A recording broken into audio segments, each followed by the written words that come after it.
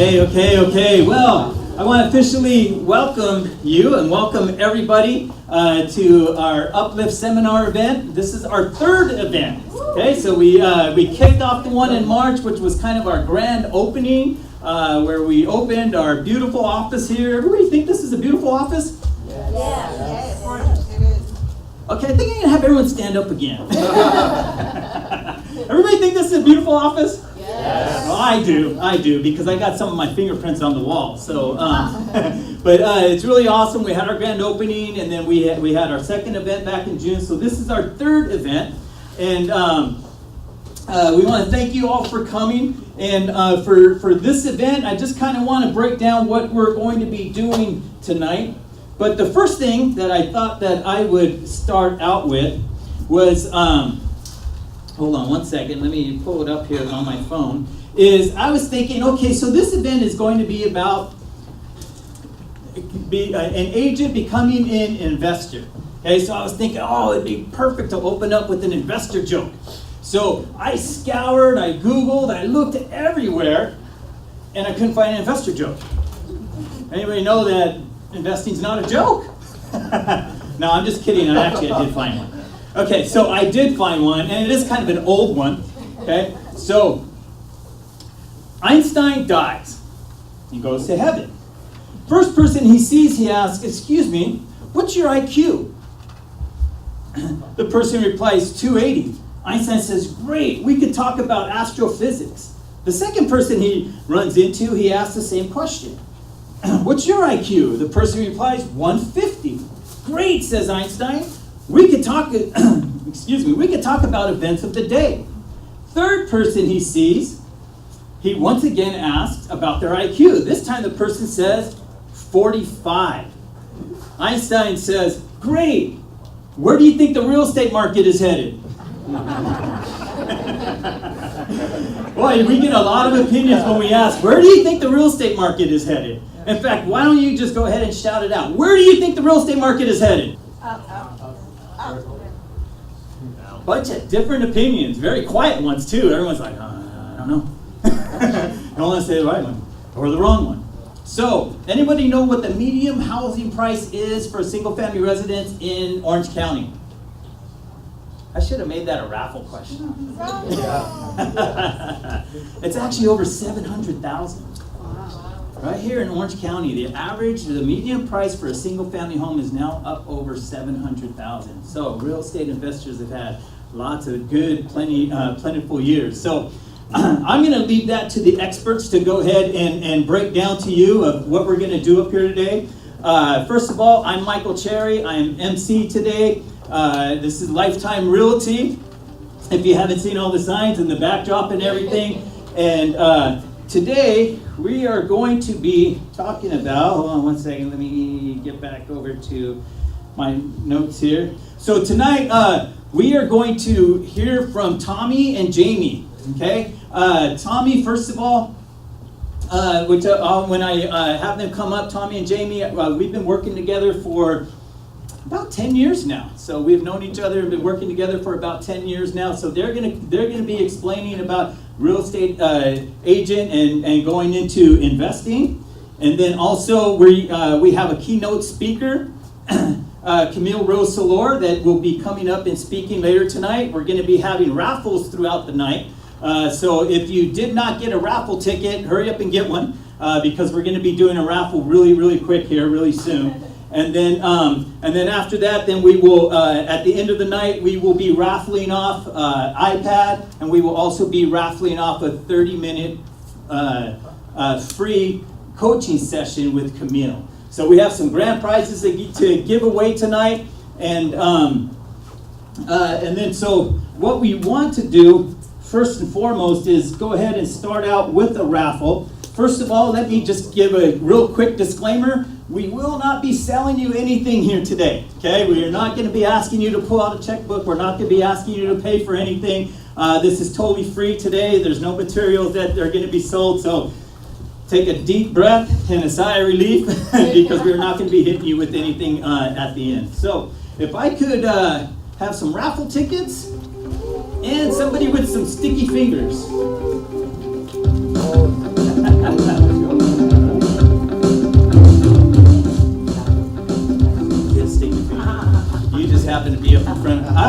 what Seth just took off when I said that, huh? Kind of left you hanging there, huh? No, hold on. You looked at him. You looked for your number. I saw that. I'm gonna move to this guy here. Yes, close your eyes. Oh, wait. Oh, you know what? Put it back. I'm sorry. Someone came and threw another one in there. Okay. The last will be first. There you go. Okay, thank you, sir. Everybody, big hand, a round of applause. Okay, so the number is 379. Let me tell you what we're raffling off here. We have a Starbucks gift card. Okay, so we're raffling off a Starbucks gift card to start off the night, and the winner is 379028. 379028.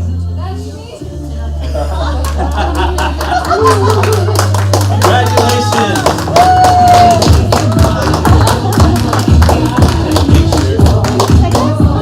There you go. All right. Congratulations. Okay, now it's going to be my pleasure to go ahead and invite up Tommy and Jamie. Like I said, first met Tommy and Jamie 10 years ago. They were in an office that I came and started doing some transactions out of, and as we grew our relationship together, when Tommy and Jamie decided to step out and open up their own office, they asked me and Ivan, who was with us there, to come along. So we have been working together in our own office for 6 years now. First 5 years as Invested Realty, and then we went ahead and changed the name to Lifetime Realty and Investments. Okay, real estate for life. So first of all, some things I noticed about Tommy. I didn't write them down, so these are just kind of going to be just off the cuff. This is just what's coming up. But no, I'm gonna keep it all serious, because the last time you were here, I already told you all about how well he dances and stuff. So I won't go there again. Okay, but Tommy really, and it's not fabricating and it's not overdoing it. But Tommy's one of the most honest, professional people I have ever met. It's been an honor and a pleasure to work alongside. He's very, very knowledgeable. He's very articulate. He's very, very patient. I mean, I've never seen the guy even get razzled at all. I'm just like, oh, come on, you should be pissed off about this. But, you know, he doesn't. He keeps calm. He keeps cool. Very, very generous, and anybody who's in this office could attain to that. He's always looking to just give, and he's not willing to hold. He doesn't hold back anything. He's very transparent. He's just willing to give, willing to share the knowledge that he has, the experiences that he has, and willing to help anybody who's willing to just put in the work, who's willing to just have a better future. He's really there to help them. There is one other thing, and it's kind of a nickname that I have, for Tommy, and it's Tommy the Techie. The guy is also a techie. There's one time, I have to explain this one time, because whenever the printer or fax machine or computer, or I can't figure something out, I could always call on him, okay? There was one time, the printer would not work, I couldn't figure it out. Tommy, the printer won't work, I can't get it to print. All he did was walk by it, and it worked. The guy is amazing. And then his sister Jamie, we've been working with. Jamie has been amazing. If you look around here, that's really her fingerprint. She as they started investing, she has handled all the designing, all the, really how the whole remodel and everything's going to go on, which she's going to explain to you later. Very, very knowledgeable. I even sent her a text today saying, hey, I got this transaction. I need to speak to the mayor of Linwood. No problem. She really is connected. She knows lots and lots of contractors, investors. She was really, really growing in her knowledge, because I had the pleasure of seeing their very first investment.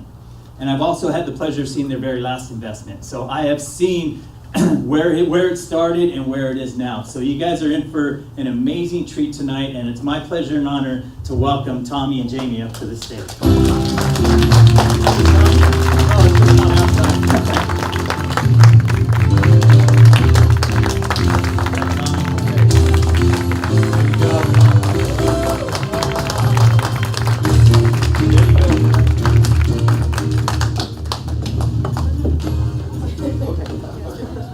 So we're going to do a short presentation I want you guys to, hi, my name is Tommy Kim, founder and CEO of Lifetime Realty.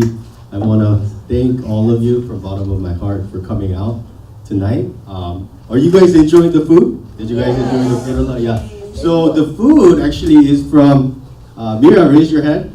Mira is one of our agents at our office and owner also of Jasmine Mediterranean restaurant in Diamond Bar?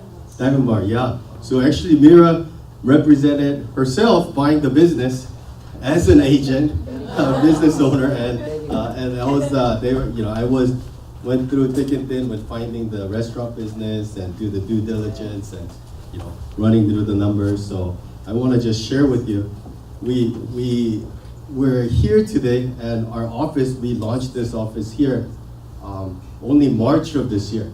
So since March, this is our third event, and we came from about 7 agents to now 30 agents in a matter of since March. Yeah, so we're growing a lot as a company. But with a lot of you here, you guys are a big part of what we're doing, and we're constantly reaching out to the community, sharing and serving what we know to try to help other agents and people in the business of real estate. So I want to get into telling you a little bit about our company, Lifetime Realty. So we have dual screens going here. So Lifetime Realty is a unique real estate company. We believe the best way to grow wealth is through real estate. And I believe in 100% the real estate is the best way to grow.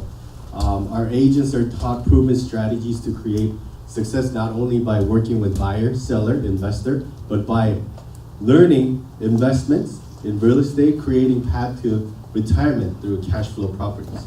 So that's a picture of us last year, Christmas party. Now, at this moment, we're about 3 times the size of where we were at last year Christmas. So it's been an honor. Core value, work for your why, be humble, stay hungry, communicate with honesty and integrity, lead by example, focus on clients, and invest in yourself. And those are key, these are key members that, you saw Michael, awesome MC, Michael Cherry, MC, Michael Cherry. He's always amazing on the mic. And myself, CEO Jamie, is my partner. And Michael is broker of record here with Lifetime. Ivan, he's sitting up here. Ivan, raise your hand. And, Ivan knows ClickFunnels, Facebook filtering, pay-per-click, all the marketing. So he does a lot of the marketing for our office. So this is kind of what real estate has to offer.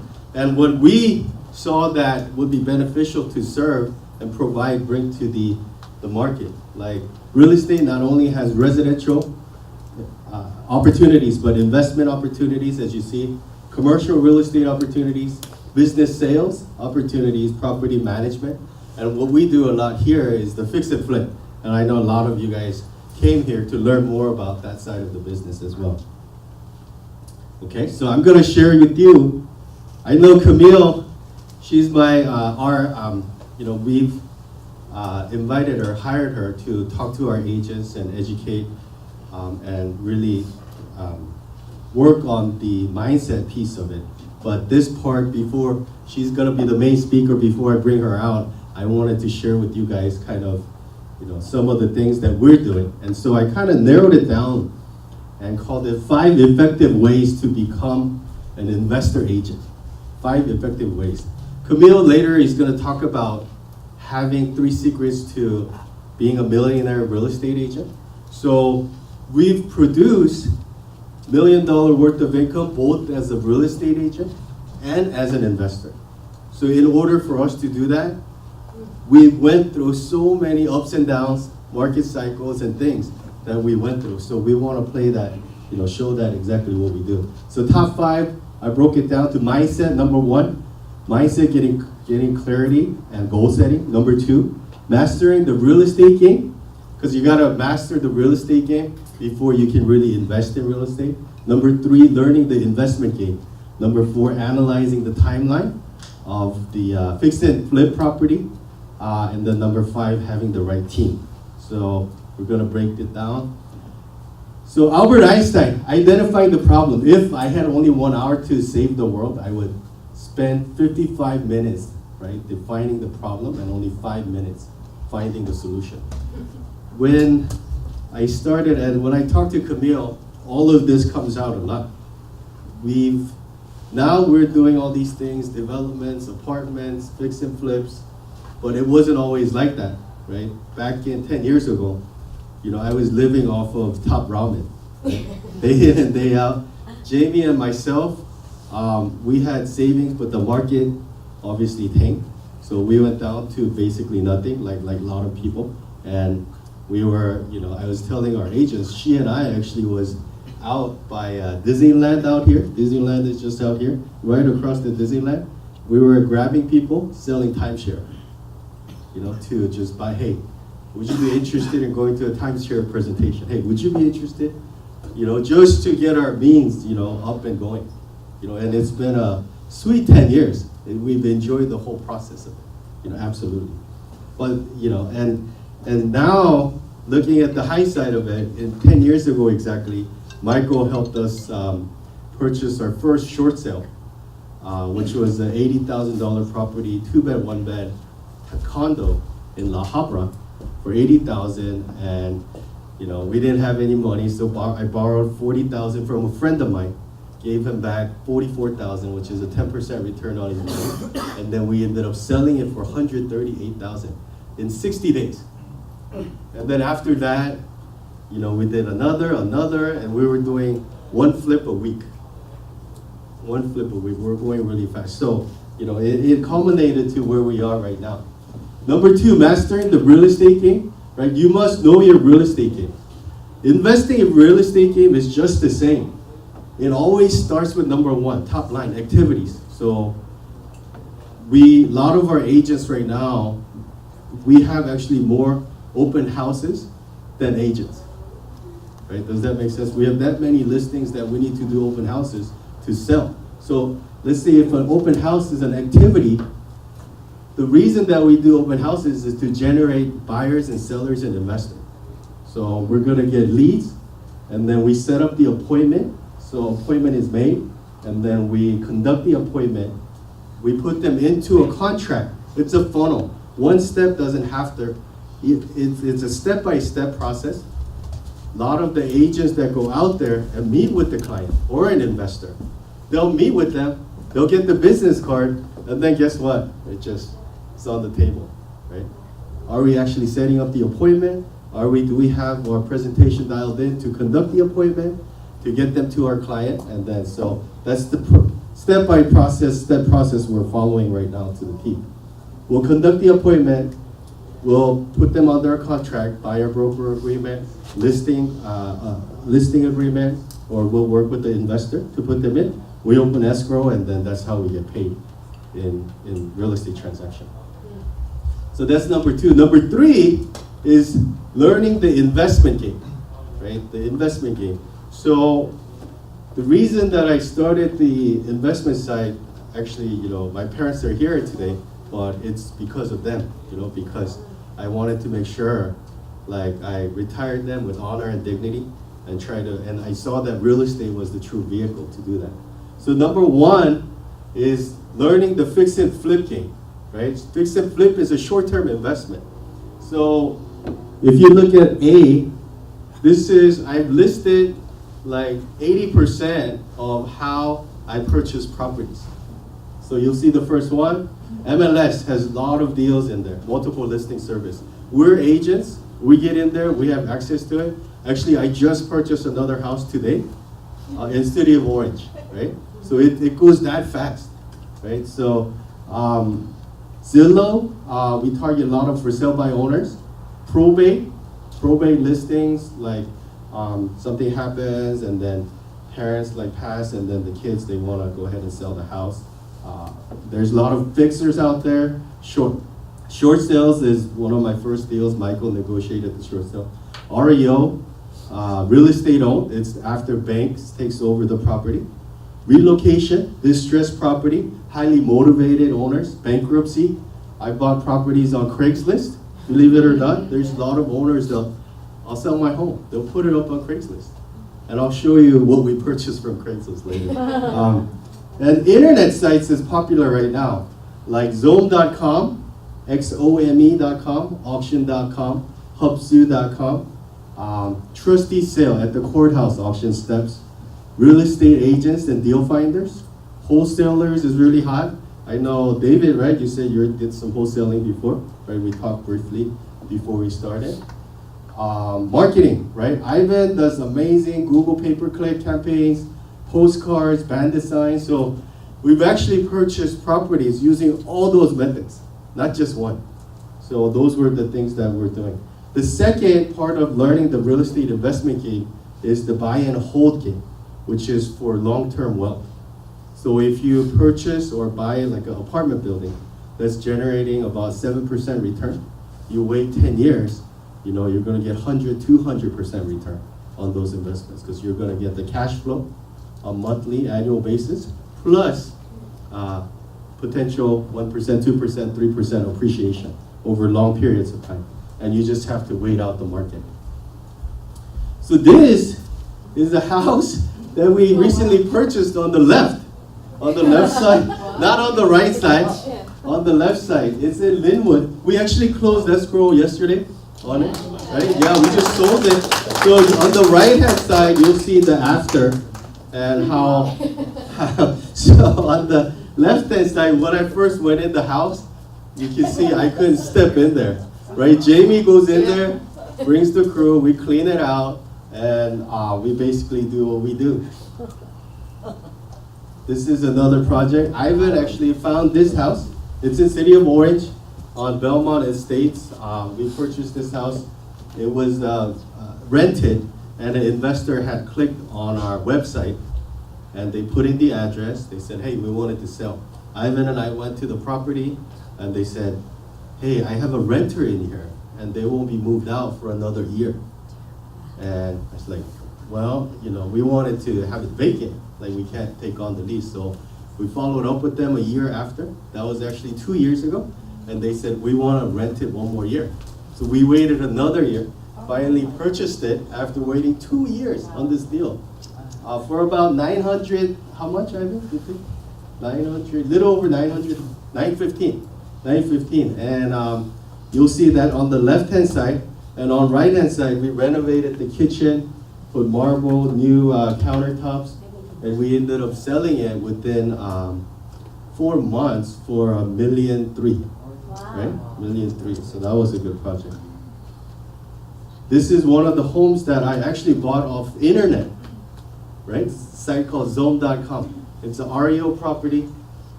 On the left-hand side, the owner had let it go. It's in Kerrigan Ranch up in Yorba Linda. Purchase price is $1.7 million. When we purchased it on the left-hand side, we paid the owner like $30,000 to not damage the house any further for a cash for keys process. And then we actually renovated on the right side, and we ended up selling it for, remember we got it for 1.7, we ended up selling it for 2.8 million. So, yeah, so this was a great transaction. So, remember the Craigslist story? The lot on the left side, we actually bought on Craigslist. Yeah, they had a picture of that lot on Craigslist. Actually, Ivan found it on Craigslist. He's like, Tommy, this is a lot. They're selling this lot. So we went over there. The owner of the lot was an old German guy. He used to own the roller skating rink in Downey. And this land had been vacant for over 100 years. Over 100 years. And so the city was like, we love you guys' project. We showed them the picture on the right-hand side. And we're finishing this. It'll be done next month. Yeah, and guess what? We're going to keep it, and it's going to be generating $20,000 a month of rent for us. So this is what's available in real estate. Right? This is, as soon as we're done with the Downey project, we're going right here, building a 25-unit apartment. This is actually in Los Angeles. So once we finish this project will give us $50,000 a month in rent. What part of LA? In Koreatown. Yeah, in Koreatown. So they do. Yeah, they do. So one of the key things in Koreatown is there's for an R4 unit, R3-1, you're able to build one unit for 800 square foot of lot size. For R4-1, you're able to build one unit for every 400 square foot of lot size.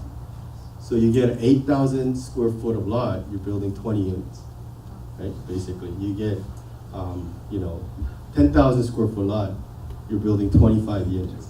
Figuring all the parking lot coverage, the ratios, and setbacks and all those things make sense. So that's kind of like what we do. And so this next part, I do want to invite my partner in crime, my sister Jamie, so this is typically what happens. I find it, soon as I do a cash for keys or get the house vacant, I'll get the key.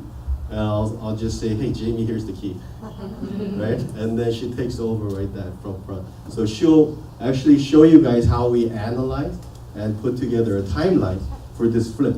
Actually pay very close attention because you're gonna get a lot of value from what she's showing, because she's basically showing you guys what we did in 10 years in like 5 minutes, right? So, and it's very, very detailed. So I wanna bring up Jamie, my partner.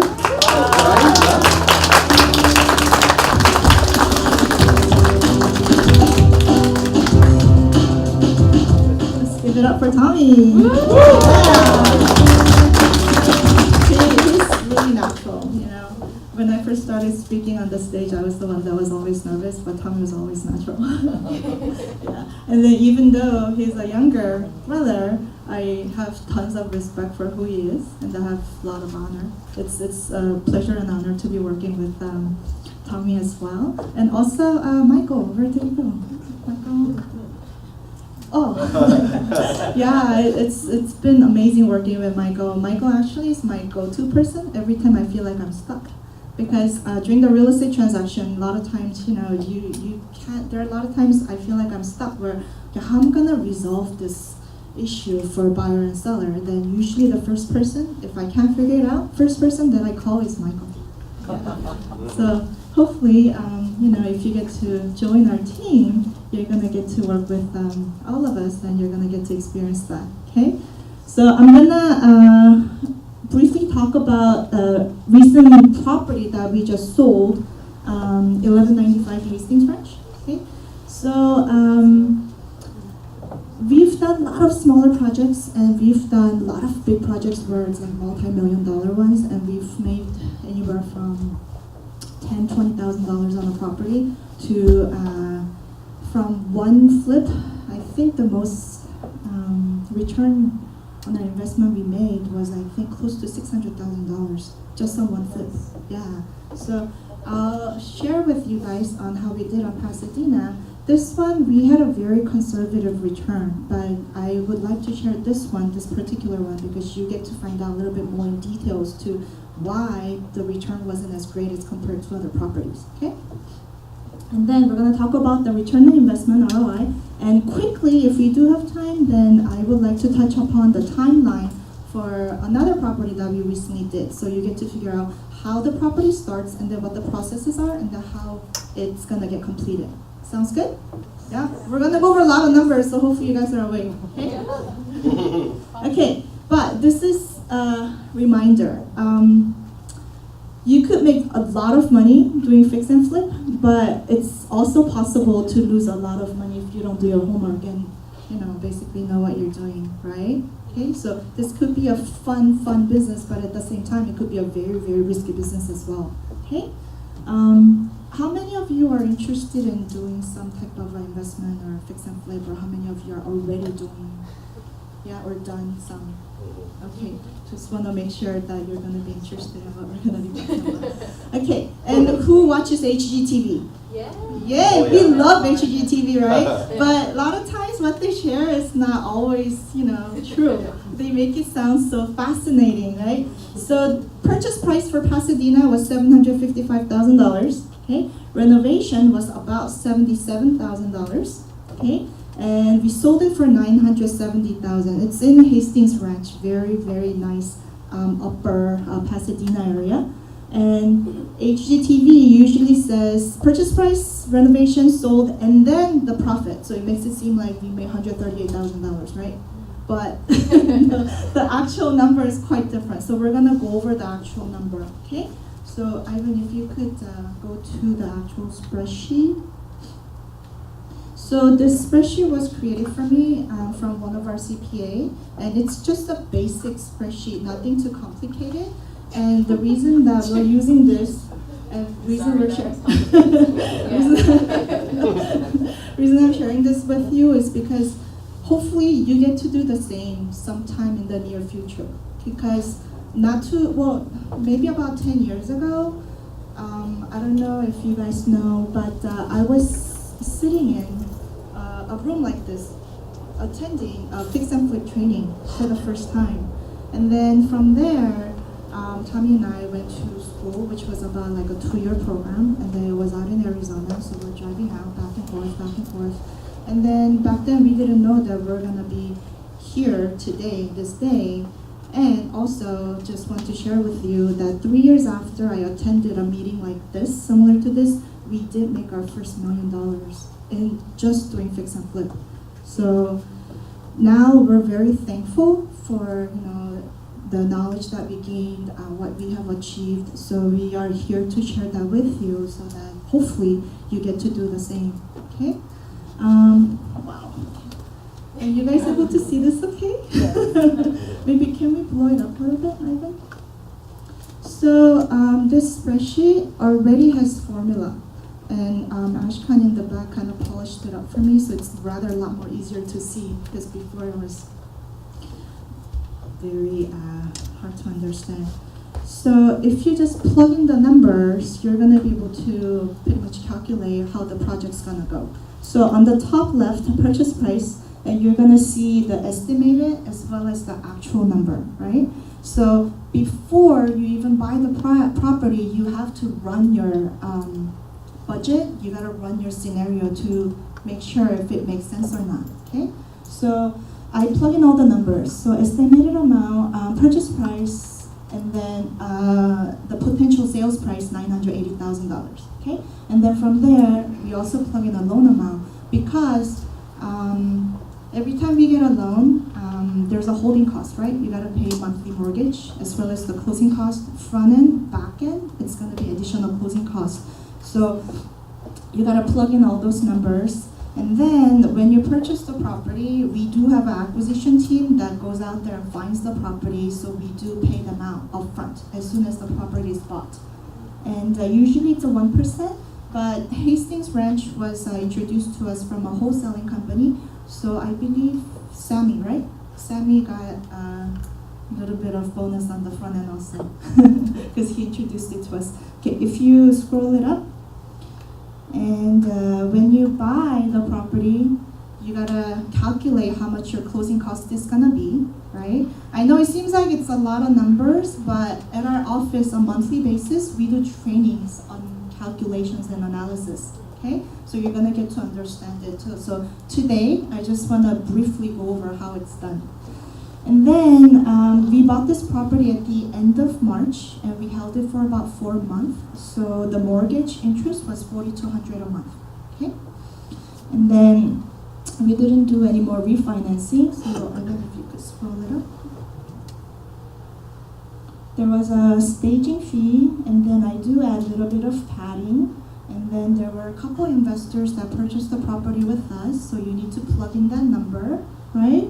And if you scroll a little bit more, you're gonna be able to see the renovation total. So initially I've budgeted $68,000, but the actual number is what? $74,000. Because City of Pasadena, in case you guys don't know, city does require occupancy inspection, which means any renovation, any upgrade you do have to pull a permit. So compared to my original renovation budget, it did go up probably about $6,000-7,000. So depends on what city you're investing. You have to make sure what the city requirements are and then the regulations are, so that you could budget it accurately. Okay, so the actual net profit, we were thinking about making about $30,000, but we came and ended up making about $20,000, which is a very conservative return compared to the majority of the properties we do. However, I'm gonna share with you something that's pretty awesome. So if you go back to the PowerPoint. Did everybody follow me on this? Yeah, okay. Okay. So whoever wants that spreadsheet, we are going to share that with you. So maybe we'll give you a phone number, or we could contact you if you left your information there. Yeah? Okay. So maybe you could tell Cole or Betty and then tell them that you do want that spreadsheet, and then you're gonna do your next transaction soon. Okay, going on. So this is the actual. Instead of $38,000, the profit was $20,000. However, how many of you are licensed agents? Yeah. So if you do represent yourself, then guess what? This commission, extra $24,000, you don't need to pay agents, right? So your net profit goes down to $42,000. Does it sound better? Yeah. Yeah. So the numbers on the right side, this is how we calculate before we buy. So purchase price, we try to stay under 80% of the final after value. So the final sold price was at $970. So we were thinking, okay, I think we could sell it around $980. So when you're sending an offer, try not to go over 80% of that number. Then highly likely, chances are you may break even on that deal. Okay? And then try to keep all the costs in your calculation. So the goal on the far right is to keep about 6% for renovation costs. So 6% of the final sales price. Okay? And then closing costs about 7%. And then other expenses are holding costs like staging or utilities, right? And the other city permit fees. And if you have investors that bought the property with you, then all that, try to keep it under 2% of the final number, okay? Then, as far as the actual return, it would be pretty ideal if you could do 5% or above the final sales, okay? So this property, net profit at $20,000, it's 2.5% of the final sales price. However, if you're an agent and if you're representing yourself, because you probably double your net, then your calculation is actually about 5%. Yeah, so that's pretty awesome if you get to do your own business, right? Okay.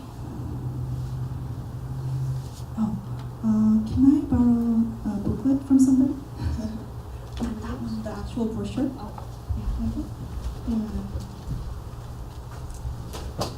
Thank you. So, as you guys know, we can't, it's impossible for us to do this business on our own. We have reliable team members, and then we have partners and everybody that helped us along the way, right? So number 5, having the right team and the environment is extremely important in this business.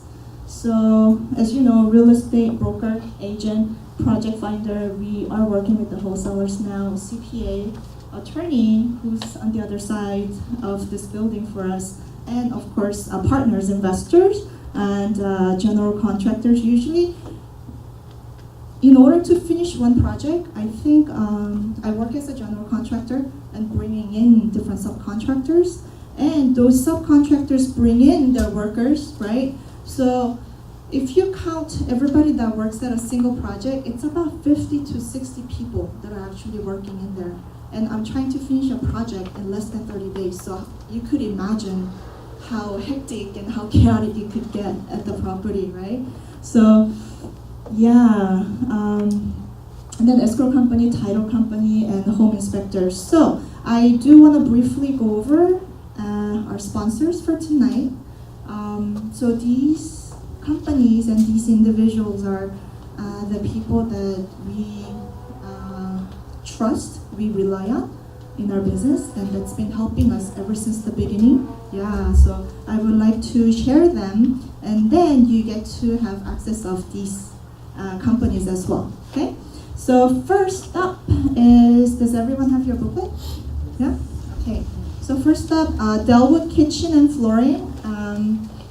Delwood Kitchen, I've been working with them almost 10 years now. So they do kitchen and flooring remodeling, and you'll be surprised because flooring and kitchen, they usually finish in about 2 days. They bring in about 3 guys for a kitchen and about 5 to 6 guys just for the flooring. So they're like in and out and done. Felix Home Improvement. Alfredo is like my brother now. Extremely reliable. And he'll do anything for us when it comes to finishing up a project and meeting our timeline. And they do an amazing job. Interior, exterior painting. He also does commercial, drywall, popcorn ceiling, texture, demolition, hollow, and he has started doing epoxy on garages as well. Okay. And Song and Back is our attorney that's located on the other side if you need their service. And My NHD is the company that we use for home warranty. And Lauren actually is here from Termite Control. So I've been working with Lauren and Ivan for, I think, going on 10 years now too. Yeah, Lauren, do you want to stand up and say hello? Yay. Okay, so you could find out why we've been working with them for such a long time, because we love their service, and then they'll do anything to meet our timeline and help us. So thank you, Lauren.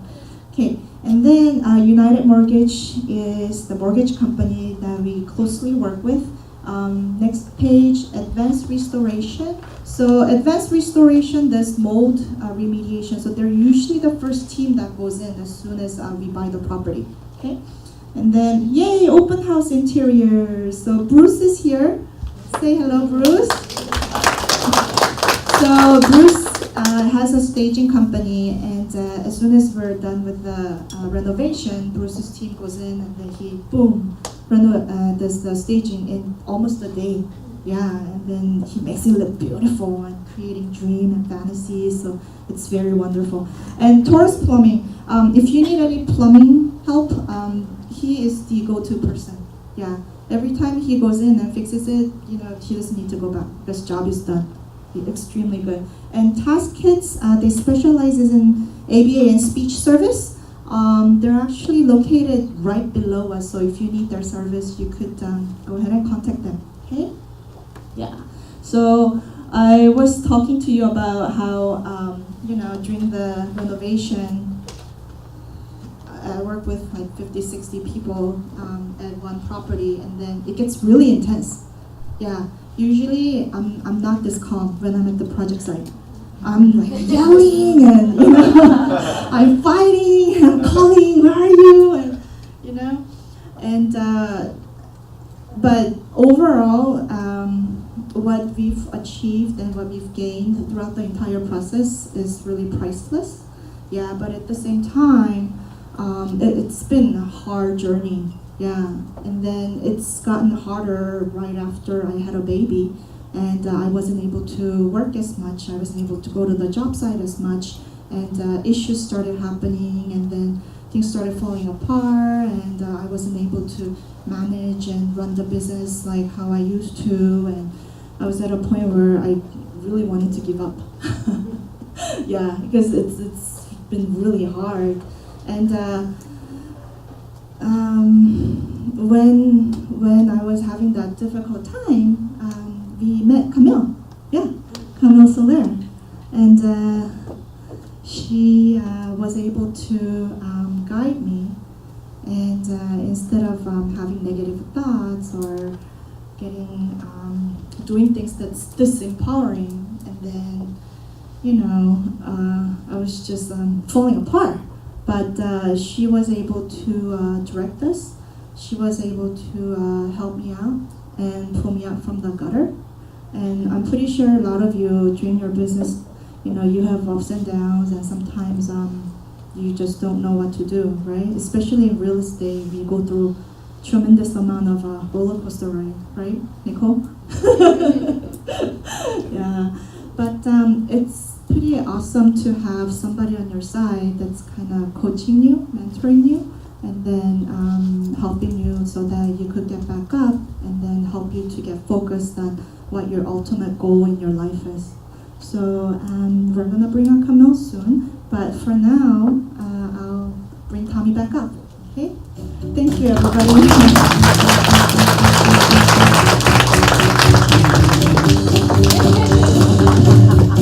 Hey, perfect. Yeah, did you guys get all the numbers? Did you add it up really fast? Yeah? You went to the bottom numbers, 20,000 net, 44,000 gross with the agent license. So, perfect. So, I want to, so our peak performance coach, Camille, before I bring her up, I want to share maybe a quick bring up. So our unique selling proposition is because we are also agents, but we also invest and encourage agents to learn how to invest. We do open houses weekly. Nicole assigns open houses throughout the week. We have a private Facebook group. We go out there, we engage with investors, buyers, and sellers to promote and create income through real estate, which is a business, and then be able to invest that back into real estate. So that's our unique selling proposition. I want to invite Sammy. So Sammy, you want to come up? Yeah?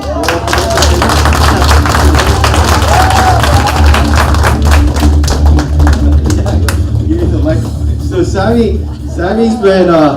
Sammy joined us 2 years ago, and he's having a lot of success in this business. And I wanted to, you can see he's closing a lot of transactions. A lot of transactions came from meeting with investors, helping investors finding, fixing for the properties, and then what? They want to sell with you again.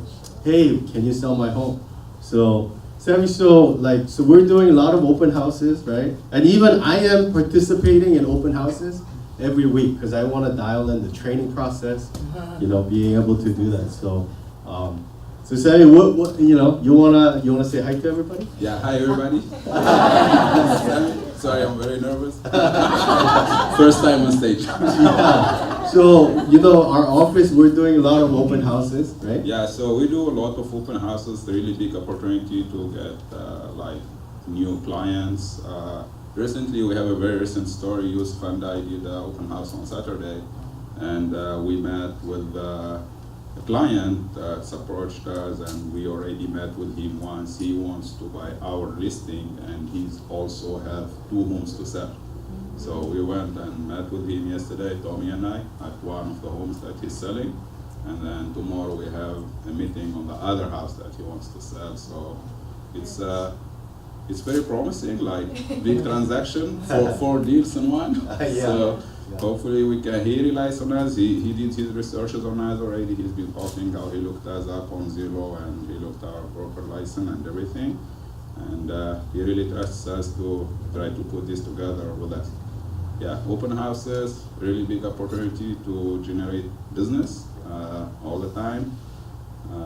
What else? So yeah, he wants to, see, I hear him talking, he's gonna take over. So maybe share one last question. What do you think, is the secret sauce that you have that allows you to, be able to transact this many business and have success as a business? So it starts with working with the right people, having the right mentor, being consistent and really committed. But first of all, it starts with us ourselves. So you need to believe that you can do it in order for you to be able to do it. And being mentored by Tommy, since I joined, I listen to everything he tells me. He usually sends me a motivation video every morning, and I listen to it right away on my way driving to work.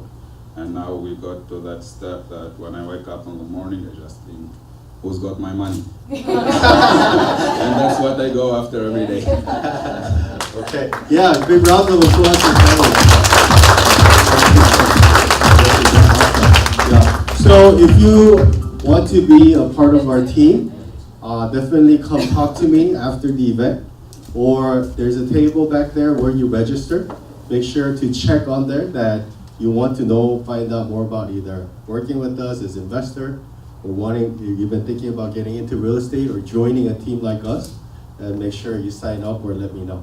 And so one of the main things that allows us, like Jamie talked about, to get to the next level is always, like I talked a lot about, there's a circumstance, something happens, right? How can we always think that, think bigger than the circumstance, so we can overcome whatever the objection, whatever that's holding us back. And when I met Camille, she's our personal and our company's peak performance coach. So she helps us kind of overcome the mindset piece, the number one that I talked about, being able to getting in this industry. And it's been amazing working with her, weekly basis, daily basis, to coach with her and being able to see myself. Like, I know that if I don't grow, the company's not gonna grow.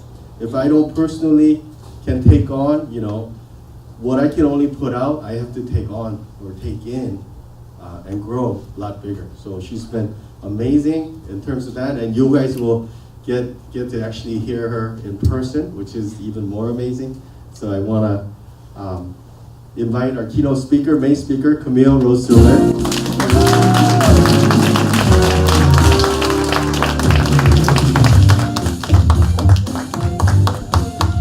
Can we get another round of applause for Tommy and Jamie? How many brothers and sisters do you know work together happily and peacefully, from what we know, right? So again, please, another round of applause for Tommy and Jamie and all the hard work that they're putting together. So, how many of you have seen me speak before? A raise of hands. Cool, keep your hands raised. Thank you for listening again. I appreciate you. Now raise of hands, how many of you are new and have never heard me speak before? Okay, get ready, because I'm different. I thank you all for being here. As Tommy mentioned, my name is Camille Rose-Soler, and as you can see on the left and on the right, I have a company called The Ultimate Life. If you noticed, life is spelled a little bit different. Does anybody know what LYFE stands for? It is an acronym, I promise you that. What do you think? I'll give you a hint. The first word is live. Your. We got fullest. What's the last one? Experience, expectations. I may have to change my branding. I like these better. Experience, expectations, what else? How often should we live our fullest?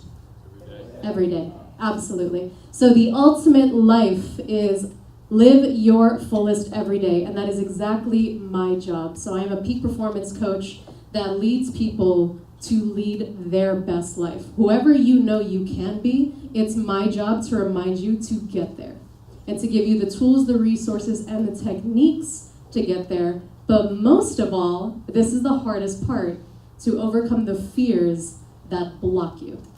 See, most of success is strategy and technique, I guess you could say. Let's take 20% of that. What do you think the other 80% of success is? Getting out of your own way. In other words, your psychology. How you think. The very first step that Tommy talked about is your mindset. Because why? Jamie can sit here all day and give you the exact formula with the exact Excel spreadsheet to make you $1 million in 1 year. But are you actually going to do it? Maybe, maybe not. So why not? It's free money. Literally, this is the exact formula. This is all you have to do. You gotta wake up every morning, be like Sammy, listen to motivational videos, get in your car, talk to all these people, go to appointments. But what stops us? Well, I got this, Camille, and I got that. I got this. I'm just too tired. We have so many stories and excuses and all sorts of things that we tell ourselves. So your first battle is where? In your mind. So I help you get out of your mind. And not only that, I help you to reprogram every unfruitful pattern that you've created in your life. Because a lot of the times you don't even know what it is that you're thinking. You don't know that you don't know this thing about myself. So I get to observe you, listen to how you speak, watch the way you hold your body, the way you move, and then I'm able to get on the phone with Jamie or Tommy and say, hey, I need you to roll your shoulders back when you speak like this. Or Jamie, when you say this thing, you say it like a question more than a statement. So what do you actually believe? And all these little shifts, amazingly, make massive results and massive impact in their business. So tonight, what I want to do for you all is give you the 3 mindset secrets that are going to seem very, very small, but I promise you, if you actually practice what I'm going to show you tonight, you will change drastically the type of results you get in your book of business, in your relationships, and in your life. Part of mindset is what we call linguistic patterning. So I'm going to show you specific language that you need to change, that I bet you don't even know that you're doing in your mind. So, are we ready for that? Yes? Yes. Okay. Yes. First thing I'm going to have you do, everybody stand up for me. This is the first part to getting out of your mind, is you must get into your body. So, roll your shoulders back. Oh, stretch out. You're not that old. It's okay. Take a deep breath in. Let it out. And then high five 10 people. Go for it. Right now. 10. You got 1, 2. Don't cheat yourself. 3. Make them good high fives. Not this like floppy fish hand that I'm seeing. Make it smack. I want to hear the sound. 7. 9. Who's getting 11? Magic number 11. 10. I think somebody's missing a high five. High five, get 10. Stay standing, get your 10. My mom is here too, so you can high five my mom. She's here. It's like a whole family event. Fantastic, fantastic. And then this is what I want you to do. Look to somebody next to you and say, hi, neighbor. Pick anybody. Hi, neighbor, hi, neighbor. I want you all just think. 20 seconds I'm going to give you. In your mind, what was your favorite movie growing up as a child? What was one of your favorite movies of all time? Could be a superhero movie, could be a Disney movie, could be an old classic. Think of it. What was one of your favorite movies of all time? Everybody got a movie? All right, now turn to your neighbor, say hi neighbor again. I would love for you to introduce yourself to your neighbor and share what your favorite movie was from when you were a little kid. Go for it.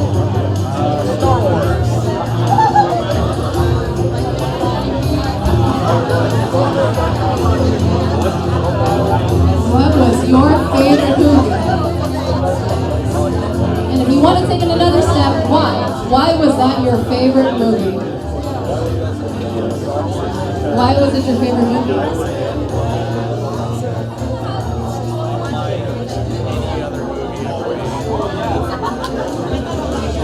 All right, and when you're done, high five your neighbor or give him a hug, whatever you're called to.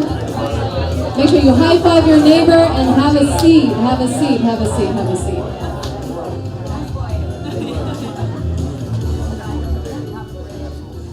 Fantastic. Anyone want to share? Anybody got excited about a movie that they heard that they hadn't heard of in a long time? Anybody? No brave souls? Beauty and the Beast. Was that yours or your partner's? Partners, okay. Who's your partner? Nicole. And Nicole, who was your partner? Dion. Dia. Okay, what was Dia's favorite movie? Forrest Gump. Very nice. Did you all get to share why that was your favorite movie? I just know a million quotes. You a million quotes. And why did you like Beauty and the Beast, Nicole? It's a sweet love story. Ah, very nice. Round of applause for Nicole and Dia for sharing. Anybody else want to share those? On this side of the room? Yes. Okay, who's who back there? Please introduce yourself. I'm Susan Chick. Susan? My partner is Jamie. Jamie, And her favorite movie growing up was Ariel. Ariel, very nice. So Little Mermaid. Little Mermaid. Okay, good. Or Oh, just yeah, Ariel. you said Ariel. Only like one character. Got it. Was that your favorite one? Just Ariel?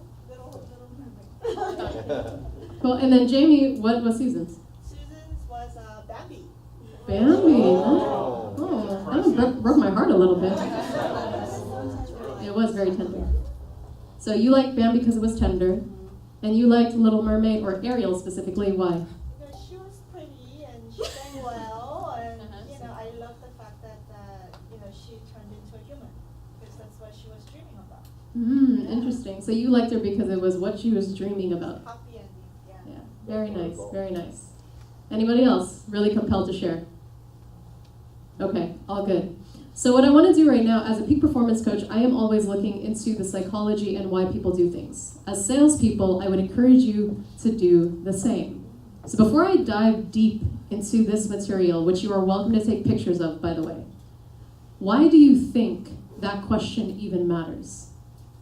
What was unique about asking that specific question? You get to be a practical psychologist with me tonight, and let's just play a game. If you were talking to a client and wanting to get to know them, or you were just meeting a new friend and developing relationships, and you wanted to take it to another level. You didn't want to be too superficial and just, oh, how's your day going? How's business? But you really wanted to get to know them. Why is this question so unique and different? Why would you want to know the answer to this? What do you think the movie tells you about this person? Any thoughts? Is it something they relate to? Could be something that they relate to. So for example, for you, Dia, you liked Forrest Gump because you could remember a million quotes from it. Yeah, and he was a simple guy who did extraordinary things. A simple guy who did extraordinary things. Do you feel like you might be that way too? Very nice. Thank you. What else? Something to get excited about and looking forward as a role model, someone they can relate to. Yeah, someone to get excited about, a role model they can relate to. Nice. What else? Thank you. Why else? Why else is this question really unique? What does it reveal about the person that you just spoke to? Now everyone's all self-conscious. They're like, oh no, what did my movie say about me? She's doing like an ink blot test. His story. I'm sorry? His story. His story, what do you mean? His life. He picks a movie that speaks his life. Yeah. What movie did you pick, if you don't mind me asking? It was a cartoon named Sally, and I don't know why it popped in my head. A cartoon named Sally. What was special about Sally? It was a happy ending, but she struggled a lot. Ah, interesting, interesting. So, what I want you to pay attention to is that everything in your life that you gravitate towards is a reflection of you. Everything is a symbol. You know how some people say, like, why do you like that movie? That's not a good movie. This is a better movie. You know why it's a better movie? Because they see themselves in that movie. Same thing with your clients. Let's say you're struggling with somebody, or you really want to get to know somebody on a deeper level. Maybe ask one of those types of questions. Yeah, well, what kind of movies do you like watching? Oh, you like that? Interesting. That will tell you a lot about his or her character, or at least what they're going through in that moment in time. We are drawn to things that are like us. So if you really want to get to know some people and you want to get into their mindset, watch what they do. So tonight, I'm going to show you exactly what to do to start getting your mindset right. Everybody good with that? Say yes? Yes. Cool, let's get into it. So, you can take a picture of this if you want, you can write it down. I encourage you to do so. Anytime you see me speak, or if you go on my website, you can go to theultimatelife.com, or you go to youtube.com and you can just type in my name. I will always be talking about these 3 keys to creating lasting transformation at any point in your life. There are 3, and you must have all 3 to really create change. I hear a lot of people come up to me and say, Camille, well, I do my affirmations, I wake up every morning, this is my routine, but I'm still really struggling. So if they have mindset and they have action, what is it that they're missing according to this? Environment. So then I'll ask them, well, what's set up in your physical environment to support your success? And then they ask me, well, what do you mean? Well, tell me, what does your room look like in the morning? What does my room have to do with my success? And I tell them everything. Because let's say you want to start running first thing in the morning, and you have the hardest time getting up. Well, tell me, are your running shoes by your door? Do you have any symbol that you are ready to go work out? Do you have a picture of a really beautiful trail you've always wanted to run? Or do you have a picture of the body you want to have, and that's the point of running it? Or do you hang the medal for the marathon that you're hoping to race in? You have to have some visual cue, a totem. You must design your environment for success. And so that's why I say you have to have all 3. Most people will get the mindset, they'll watch the motivational videos, and it's great. Then they'll do some action steps. Okay, I'll write down what I'm grateful for. But the thing they're missing a lot of the times, because nobody teaches this, is you must rig your environment for success. The most successful people that I work with and the greatest leaders that I've studied do this on a conscious and even subconscious level. They know how to design the environment around them. And Nicole, if you could just read for me real quick, what are some of the examples of what I mean by environment? Can you read it? Mm-hmm, please. Top 5 people you surround yourself with, Mhm. podcasts, books, physical space, foods, and your scheduled calendar. Thank you. So if you notice, it's not just your physical environment, even the people that you put around you is huge. You must become intentional about designing that. A great example is Jamie literally gave you an entire booklet with the environment of people that they surround themselves with on any given project. They might as well have given you probably 10,000 plus hours worth of work, failures, and mistakes in a very short presentation just in that booklet. They saved you the time and effort of having to scout, be stolen money and time from, and they vouched for these people. So that's an example of the people that you surround yourself with. Interesting how I said foods. Why would foods be considered part of your environment? What does that have to do with any of this? It can affect your energy. Absolutely, it affects your energy. You know how they say you are what you eat? To a certain degree, yes.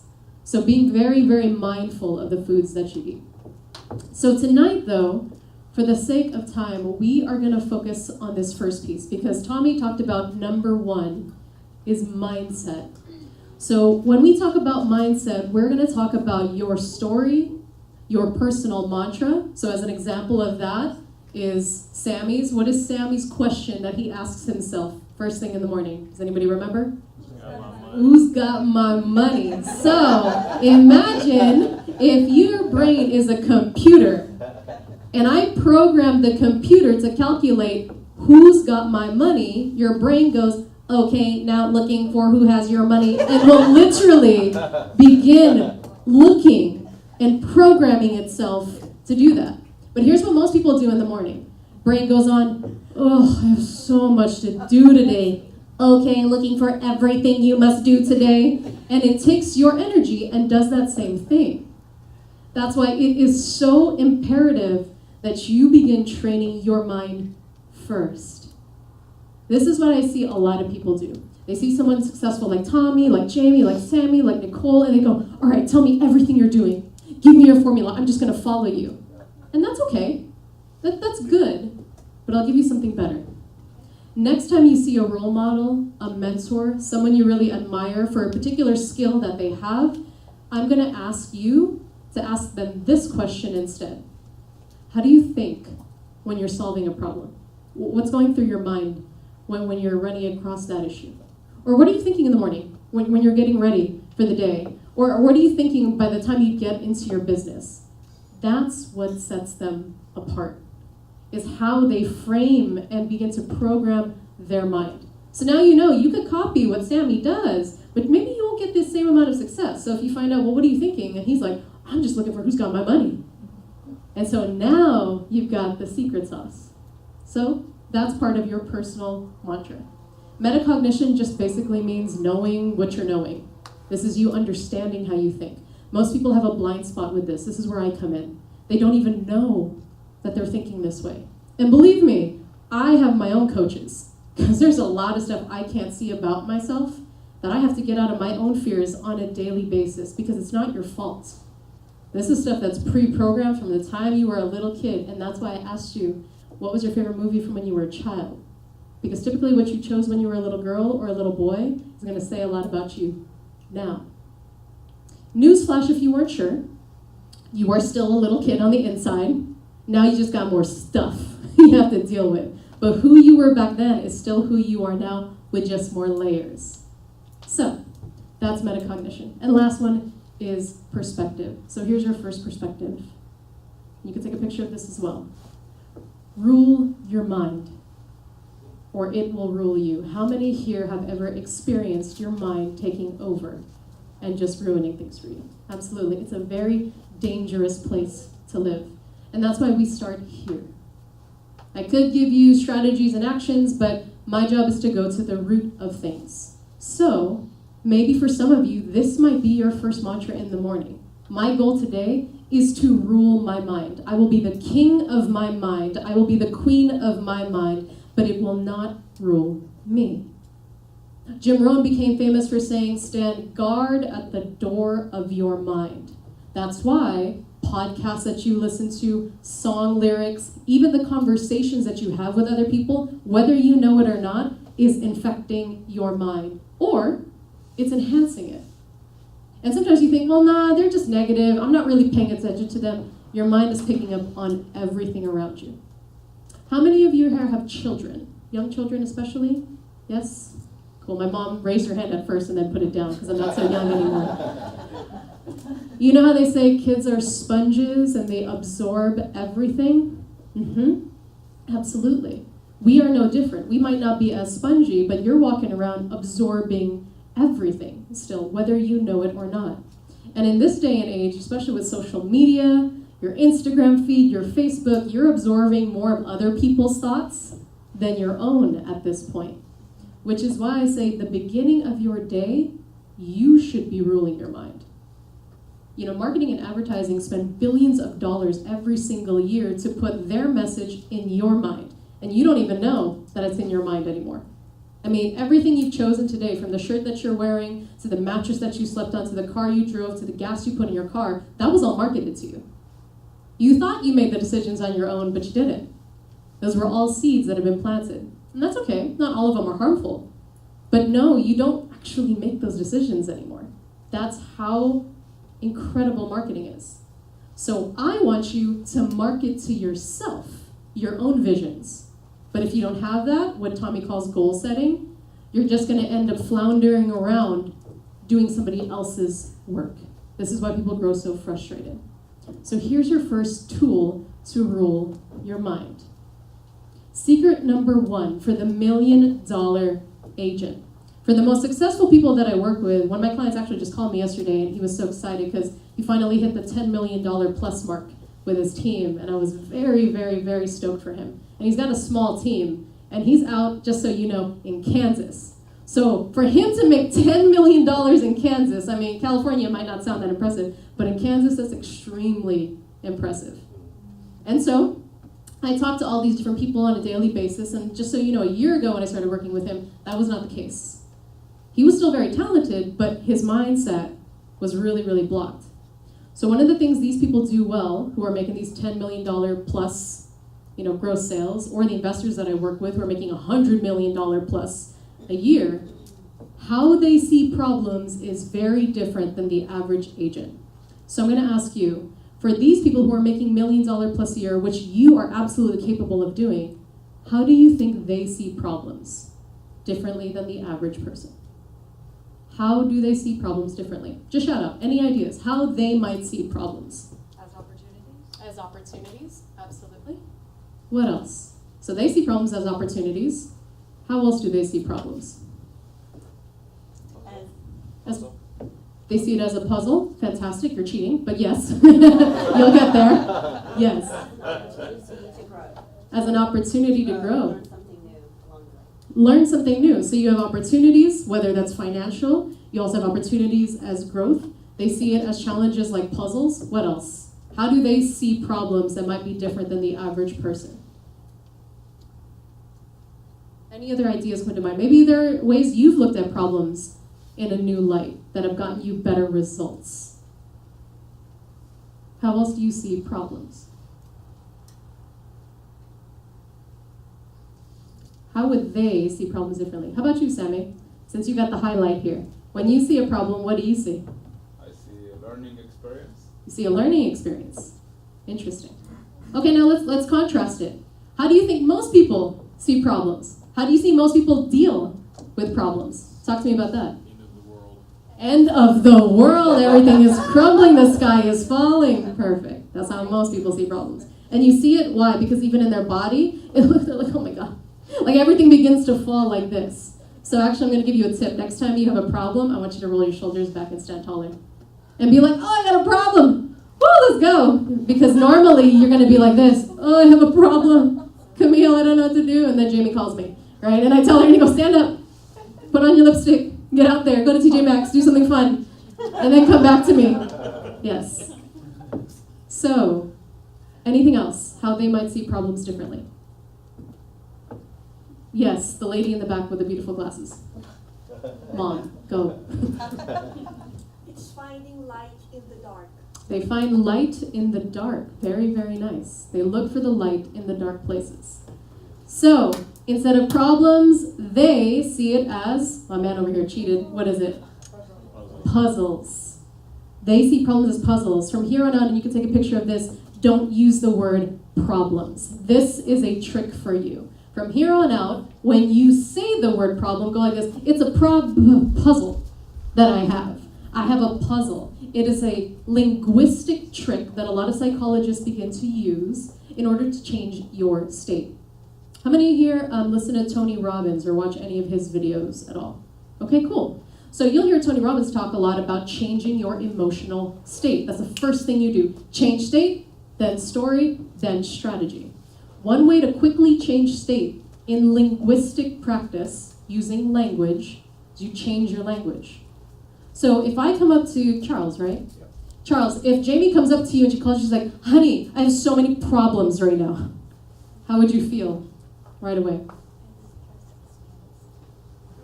Pretty stressed out, right? Okay.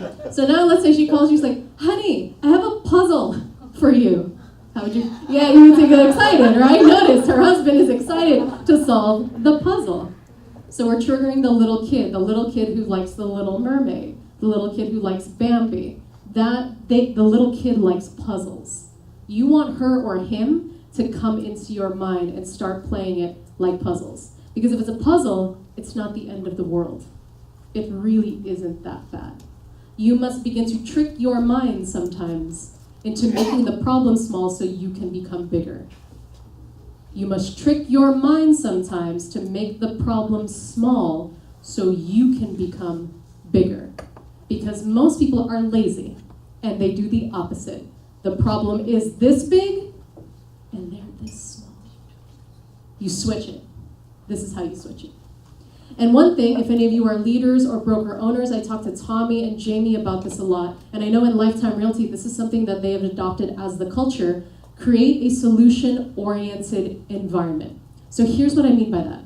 Next time somebody in your company, maybe even in your family, so if you're parents, you can train your kids to do this too. It's really fun.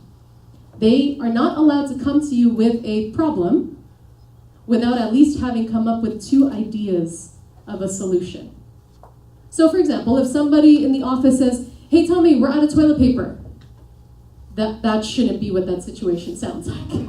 It should be like this. If it's a solution-oriented environment, hey Tommy, we ran out of toilet paper. So either A, I'm gonna go change it, or B, we're gonna have to order some off of Amazon and I'll get it later. What do you wanna do?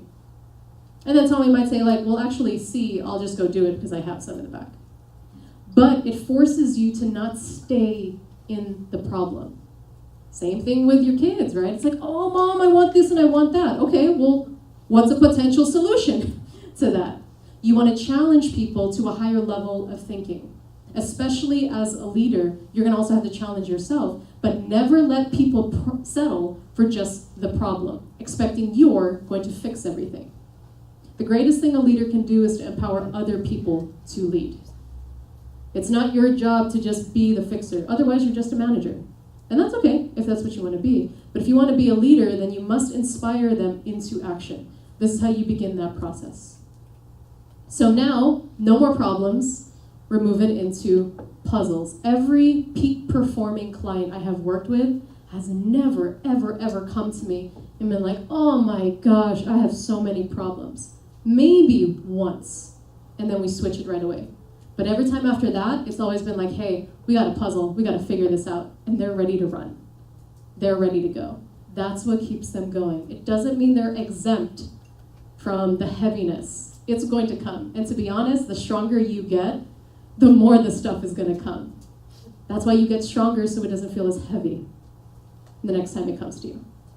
Real quick, how many of you have ever experienced a problem before, and the first time it seemed so daunting, but when it happened again, after you defeated it the first time, it really wasn't that bad?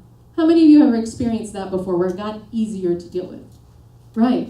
So just know that this too shall pass. Every time you have a big problem, I promise you there will be something else that you will overcome and it will get easier. But just like the wonderful ladies on this side said, make it an opportunity for growth.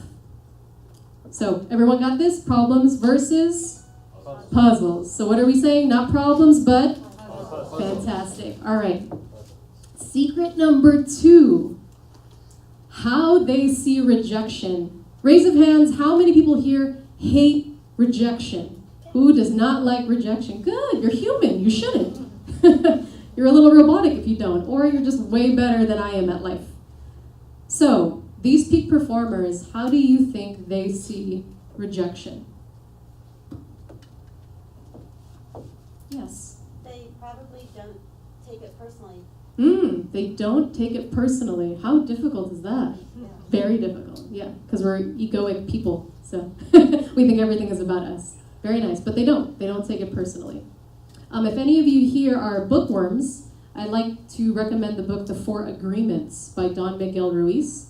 Charles is nodding his head, so I guess he's read it, but it's really great. If you haven't read it, it's called The 4 Agreements by Don Miguel Ruiz. And one of the pieces of wisdom in there is about not taking anything in life personally. Very difficult to practice, but once you do, you're completely liberated to be all of who you are. So, perfect. What else? How do top performing agents, people in life, how do they see rejection? Think of the most remarkable person that you know, a mentor, someone you really admire. How do you think they would handle a no? Probably see it as future yes. Probably see it as a future yes. Very nice, very nice. I like that. Anybody else? How would that person that you really admire handle a no? Motivation. As motivation, what do you mean? So like, for example, Apollo Grant Cardone, stuff on his books about his failures and his rejections, give him motivation to actually take the next step and, just to really achieve whatever, they rejected him, just achieve that thing that he wanted through other parties and through other people. It's kind of like come back in a sense. Yeah. So it's almost like you got to get pushed back in order to get fired up so you can Right. launch more. Do you all remember those little toy cars when you were a kid and you got to pull it back? And the further you pull it back, the further it goes? Similar to that. Same thing with an archer. If you think of an archer, when they pull back that arrow, the bow and arrow, the further they pull that string, the more tension, the more tight it is, the further that arrow is going to fly. So I want you to think of it the same way. If you feel like you're getting pushed back, if you feel like there is extreme tension in your life, no, it's probably because you're about to get launched to the next level. That's why I didn't want Jamie to quit. Because I knew she was under extreme tension. I knew she was the arrow that was getting pulled back. And the wrong decision would be to be like, forget it, and just drop the arrow. Instead, you use that momentum to launch you forward, but it takes what? Precision and focus, just like any great archer. Because when you have that much tension, you better make sure you are staring straight at the bullseye and something or someone is keeping you aligned. That's the nice thing about having a team environment, because you don't do this alone. One of my favorite quotes, unfortunately I didn't put it up here, but I just wanted to share with you all if it resonates, is an African proverb that if you want to go fast, go alone. But if you want to go far, go together. If you want to go fast, you can go by yourself. But if you want to go far, you go together. The implication, though, is you might not go as fast. So patience is a virtue in that sense. So here is secret number 2. How they see rejection is this way. No becomes what? I wish this was like Wheel of Fortune. I have you guys buy vowels. You can give me money. I'm happy to receive it. Does anyone an E or an O for $20? I will take it. No becomes what? New opportunity. What else? There's 4. It's okay. What else? That's a good one, though. What else? What's another? Oh, we got music now. I like this. Your no becomes what? Remember, these are linguistic tools for you. Next time you hear a no, this is what I want you to think of. Should have done this Wheel of Fortune style. Too lazy though on my slideshow. Okay, so there is a T at the end of that, I'll tell you that much. And there's a Y at the end of this one. Now I just gave it away. You all should never play Wheel of Fortune, ever. All right, I'm going to give it to you all since you've been so kind to me. No now becomes next opportunity. There you go. That's what I'm talking about. High five someone next to you for also not getting it. Make sure you get a high five in. Get a high five in. It's okay. You're learning new things. So every time you hear a no from now on, I want you to grit your teeth because I know it hurts. I know it's a gut check. I know your ego doesn't like it. But she was right. Don't take it personal. See it as the next opportunity. This is why, especially in business mode, you must be hyper-focused that you're there to give value. It's not about you. It's about service. That is the first thing I tell myself before I get on any stage, before I get on any coaching call. People ask me a lot, Camille, don't you get nervous before you speak? And I say, I do. I do get nervous when I'm focused on me. I stop becoming nervous when I focus on serving. It's very important. It's a very different distinction. So if I know I can be of use to give massive value in some way, the nervousness goes away. But if you make it about yourself, you're going to be nervous every time. You will fail every time because it really isn't about you. The reason you are a real estate agent or you are a vendor or you are in business is because you have a talent or a gift to be able to help somebody else. I encourage you to use it and stop thinking of yourself. So that's a little bit of a wake-up call for somebody here. I promise you, you will make the money. You will get the commissions if you use and train in the right skills. But you're not going to get very far if you only make it about you. So with next opportunity, the no, if it's not personalized, you can see it. Okay, I have another opportunity here. And I was talking to Tommy when I was creating all this information tonight for you all. Because I wanted to know, what are you specifically coaching your people on? So Tommy, the way he deals with no's, and he's brilliant at this, he says he digs deeper and asks more questions.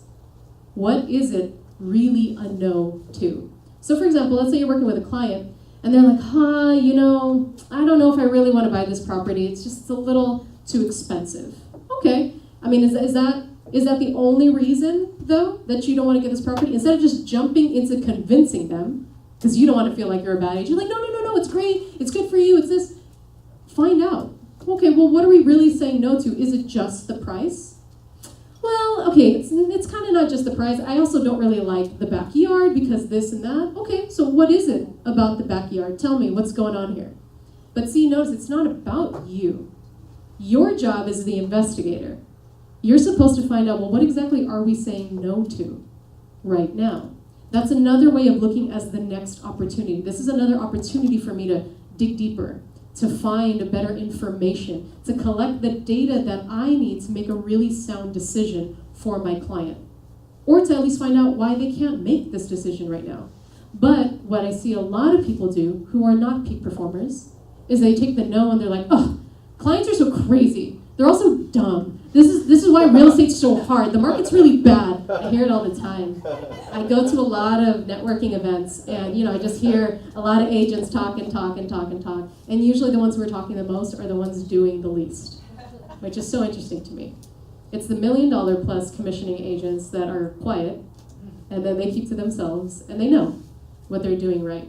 So I'm giving you the insider, and it's okay if you catch yourself doing it every now and again. I'm just asking you to stop and do better now that you know. Dr. Maya Angelou would always say, when you know better, you do better. It's that simple. I don't care about your past. You made a mistake. No big deal. Let's just move forward. So now you don't have an excuse. You know the secret of how to deal with rejection. Is number one, yes, I know it's hard sometimes not to personalize it, but remember, it's about service. Even in relationships, I'm just going to give you a little bit of relationship coaching for free here. The no is the hardest thing to hear from your significant other, or someone you really care about, or your child.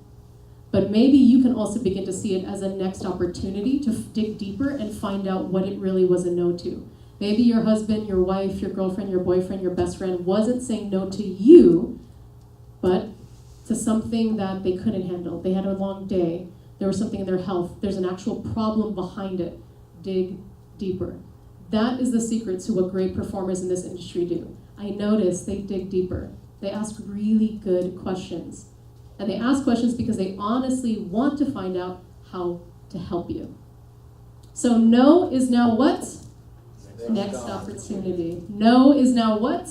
Next opportunity. Okay, that was weak. No is now what? Next opportunity. Nice. Remember, where energy goes, or where focus goes, energy goes. So, next. Last, secret number 3, how they sell. Now, it kind of goes without saying, but people who are doing $1 million plus deals, especially here in California, they sell differently. So, what are they doing different? What do you think they're doing different? And remember, this is a mindset piece. So I want you to think about how might your person that you really admire, your mentor, the person you really like, what are they thinking when they're selling? What are they doing different than the average agent? Sammy. Maybe to Tommy and I, we work together. So working together, working collaboratively? We are not actually selling, but these people need our service and we are helping them. So you're not actually selling, you just know these people need your service and you're helping them. Good, good, good. Anything else? That's great. If I don't, somebody else will. If I don't, somebody else will, right? If I don't what?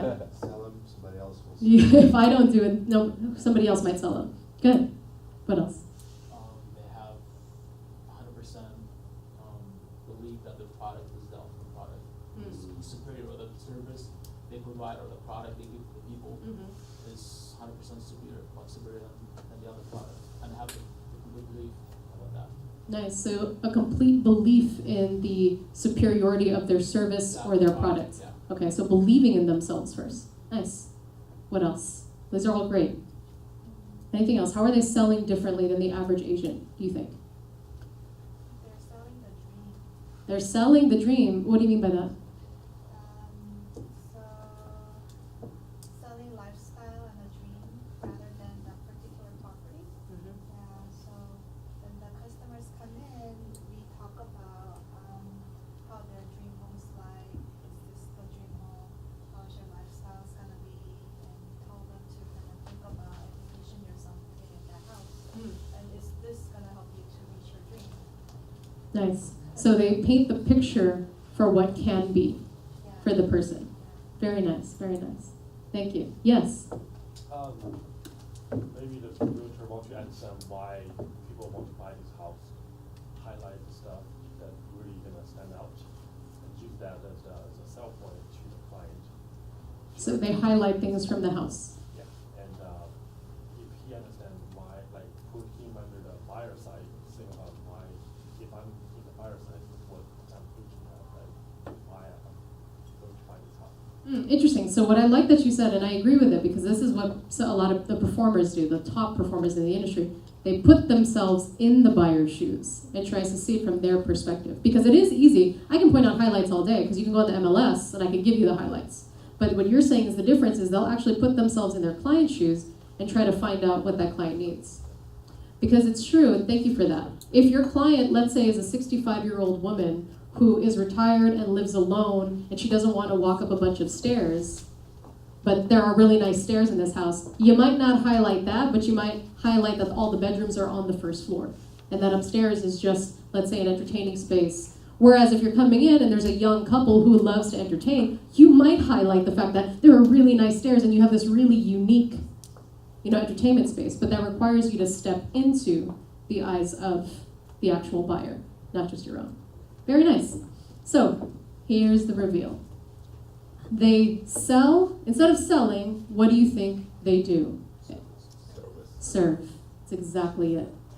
You're not selling. You're serving. Every, and I can't stress this enough, every top leader I have worked with does not see what they do as selling. They literally see it as service. And this is specifically what I mean. They bring massive value first. They create so much value, you cannot be ignored. They never go into a meeting thinking, I can't wait to sell this person on something. Maybe there are a few, and that's okay. That works for that personality. And if that's you, then you know that's your energy.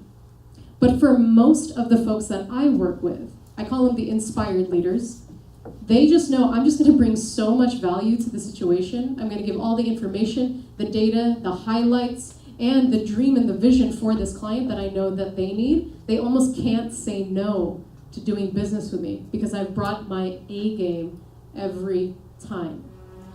Not because they want to sell, but because they simply want to serve. How many of you here have ever felt the uncomfort of dealing with a really pushy salesperson? Where they were just trying to, isn't it really uncomfortable? Very sleazy, it almost makes you not even want to work with them at all. We call it commission breath, where you can feel it, they're struggling, they're hurting, they need to make the sale. It might not even be for your best interest, but it's interesting because the words that come out of their mouth are really nice, but the energy behind it seems wishy-washy. You can't quite pinpoint what it is, but you just know like, something doesn't feel right about this person. And then the flip side, I'm sure there's people that you've met where they were just so delightful. You just really connected with them. In sales techniques, we call it building rapport.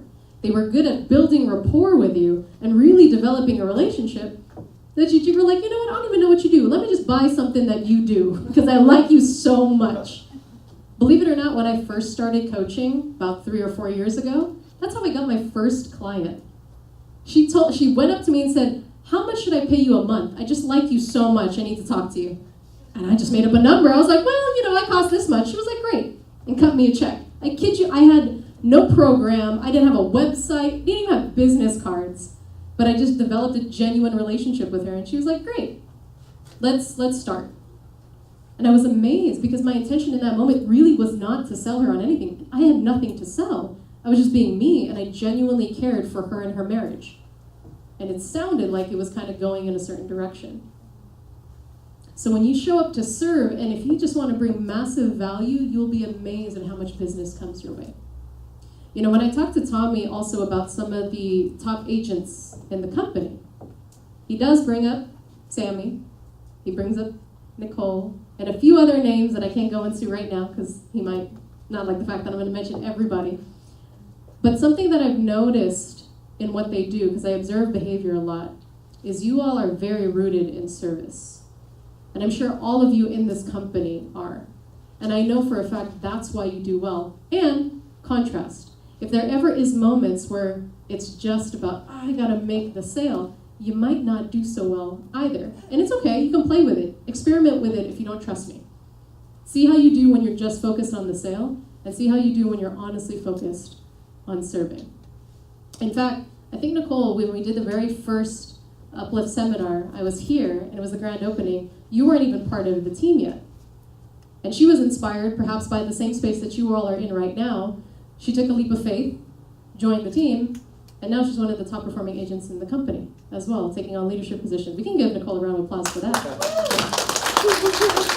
And not to call you out on it, but I do remember because you were a little teary-eyed and you went deeper because you knew now why you were doing what you do.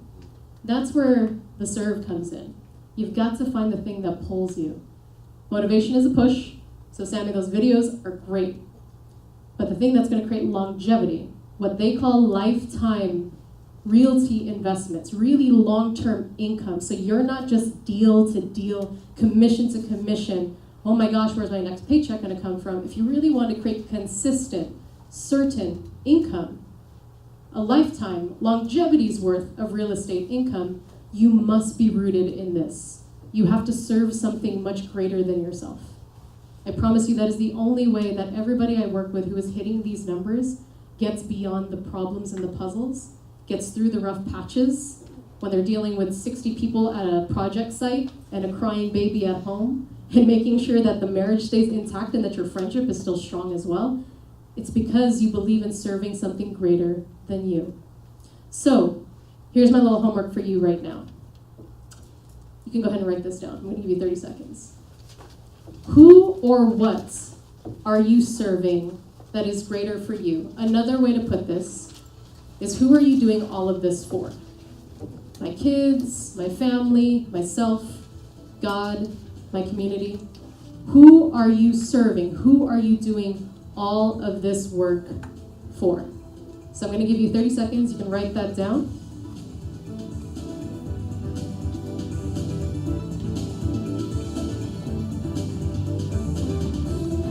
Who are you serving beyond yourself? All right, and once you're done, go ahead and stand up. Stand up, stand up, stand up. You can grab your pad of paper. Stand up strong. Ooh, careful. Now, I want you to go turn to somebody you don't know, somebody you haven't met yet, and go ahead and introduce yourself. So go find a buddy. Everyone find a buddy, someone you don't know you didn't come with. Everybody get a buddy. I will know if you don't have a buddy.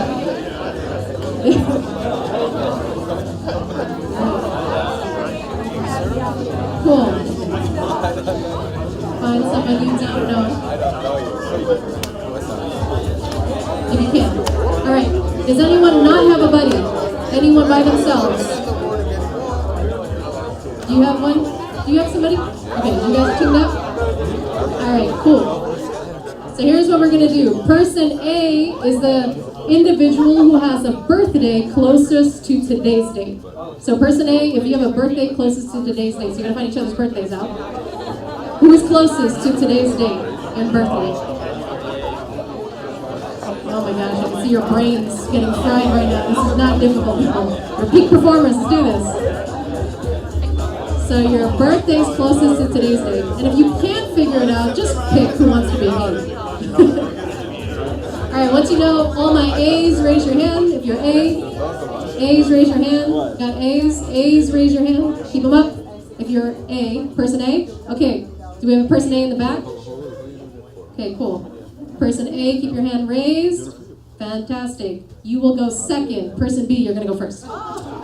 So, person B, when I say go, you are going to share with person A who you're doing all of this for, who you are serving beyond yourself. And you can even add in there why they're so important to you, or why this organization is so important to you, why this entity is so important to you. And then when I say switch, person A, you'll then share with person B the same thing. So when I say go, person B, you'll go first. When I say switch, person A, you'll go.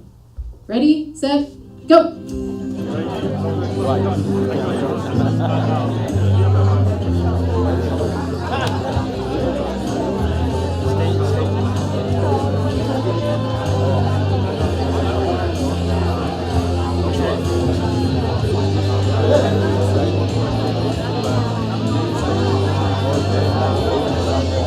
You got 10 seconds to wrap up your conversation.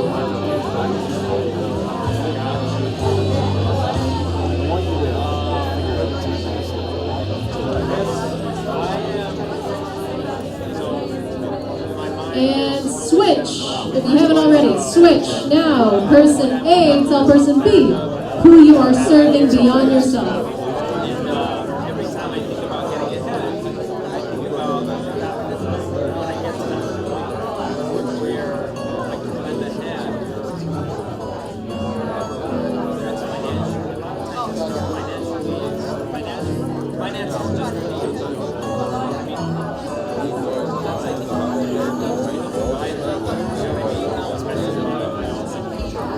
You've got 10 seconds to wrap up your conversation.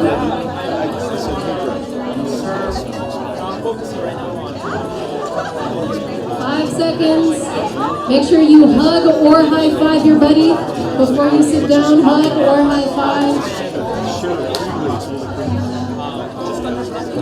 Hug or high five and have a seat, my friends. Have a seat, please. I appreciate the energy. Thank you so much.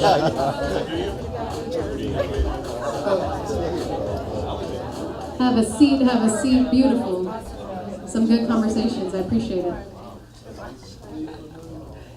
All right, we got time for one share. So is there any duo that wants to share who they're serving beyond themselves? You get to share your partners, and your partner gets to share yours. So anybody want to have accountability in the room or share with the room?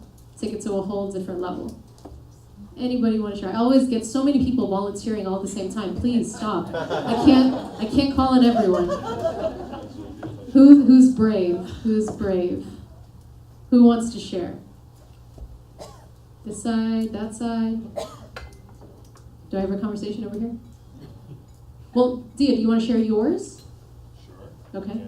fantastic. Okay. For me, you know, I guess there's a couple layers to it. There's the immediate friends and family, the folks who supported me and been my cheerleaders for years.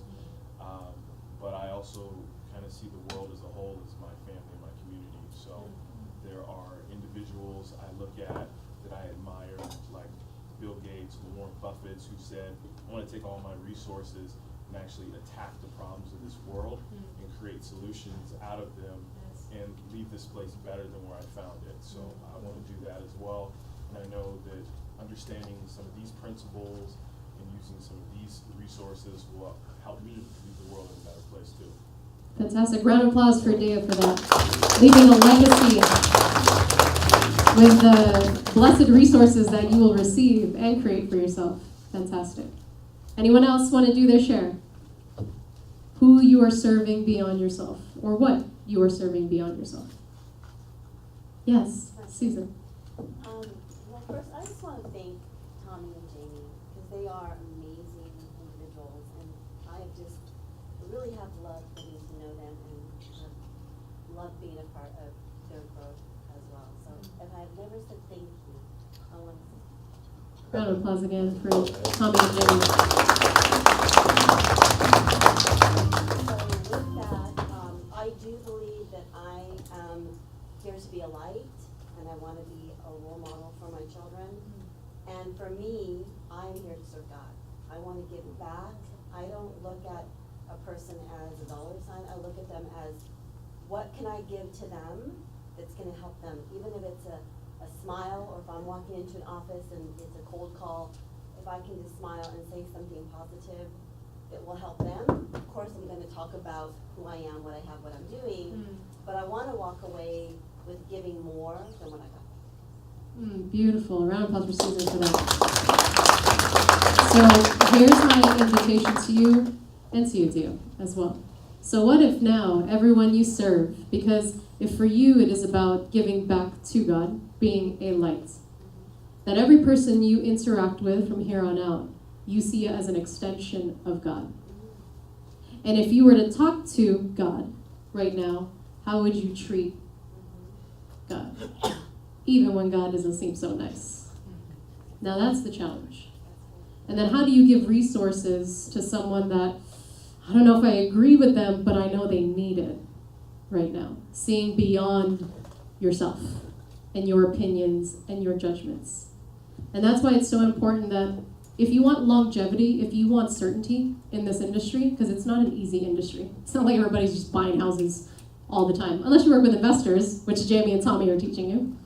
But to really serve something beyond yourself is what's going to pull you through the very difficult times. That is my job, is to lead you into the greatness that you know you are. But sometimes you get bogged down by the darkness. So I remind you of your light.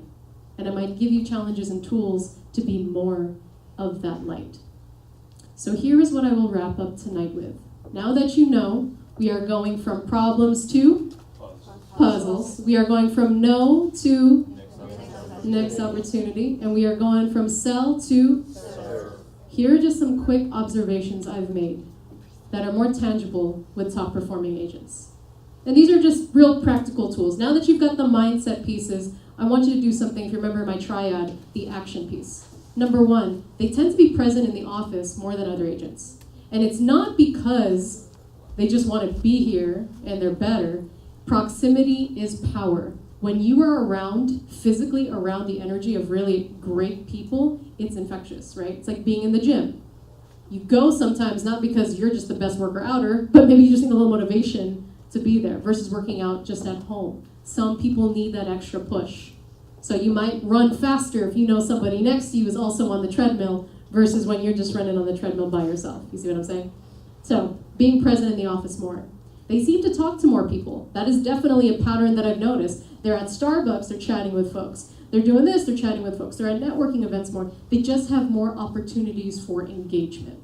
You don't have to be a chatty Cathy or a chatty Charlie, but you do need to interact with people. One really great way, ask questions. Let other people talk and just listen. So the greatest salespersons I know are introverts because they listen really well. So something to think about. Number 3, they ask better questions. Instead of wondering, oh, what's the real estate market going to do today? They ask questions like, who's got my money? I'm going to go find my money today. That's what they ask themselves. Just as a tip, if you were wondering what's a better question to ask, that question is a better question to ask. I think my team's going to start doing that from here on out. Who's got our money? Number 4, they always work from a place of gratitude and growth. I do notice that a lot, even in the moments of heavy puzzles and heavy problems, they're always thankful for the opportunity to grow from it, to learn better. Put it this way, if you don't have problems, you're probably not growing. That means you're not lifting heavier weights. So it's good because it's an opportunity for you to grow. And now, here's what I'll give you all. You're welcome to take a picture of this, just as my gift to you. I created a 4-part video series just to kind of kick off your action routine. I did a whole series on your morning mindset. So I know I talked about mindset, but I'm also going to give you some action steps. If that is something you'd like, I'm happy to give that to you all. Receive it. It's yours. It's free. I put in a lot of time and effort on it. But you can just text your name and email to that phone number. So that is my office line number, but I'll get the actual text message. It goes to my email. Take a picture of it, text me tonight, and then I'll send it your way. And it's all free. That way you can start the routine and the rituals that are just going to help kickstart. If you're feeling a little sluggish right now, or you're like, ugh, I really need a little extra boost, this is a morning routine that I work with on most of my peak performing clients. Everyone is different, but I'm giving you the main template on how to run it. So if Jamie is giving you the Excel spreadsheet for the numbers on flipping, I am giving you the Excel spreadsheet on how you're going to cheat the system in your mind first thing in the morning. This is the same thing. All right, everyone got it? I can move to the page? Fantastic. So this is what I'll leave you with. This is my why. I really do believe that I'm gifted with the ability to lead people to be absolutely great in all parts of their life. So however I can continue to serve leaders like Tommy, like Jamie, like every single one of you, I will do my best to keep growing and to keep learning and to keep showing up. My life is also not always easy. Believe me, I have my down moments too. But because I do this work, I check my mindset, I check my action, I keep the right people in my environment, I get through the sludge faster. Doesn't mean I don't have the sludge. I just know how to pick myself up in a much faster way so I can keep serving more people. That's what I need each one of you to do. Don't let the darkness win. There's a reason you have so much tension. It's because you're meant for so much greatness. Remember, big light casts big shadows. Little light casts little shadows. So if you're seeing a lot of darkness in one area of your life or a lot of shadow where you're feeling unclear and struggling, it's probably because you're a big light. We just got to give you some of the resources and the exercises to get you back there. So with that said, if you'd like to contact me, you have the number, or you can go to my website. But I thank you all for your time and your attention and your energy and your love this evening. Again, my name is Camille Rose Soler. Thank you very much. Appreciate it.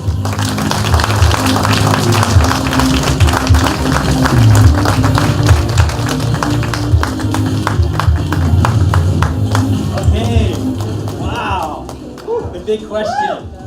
How many of you are better off now than when you first stepped in here today? Come on. That was really awesome. Okay, so the last thing I want to do is take you out of everything that you just learned. So I just want to wrap this up really quick.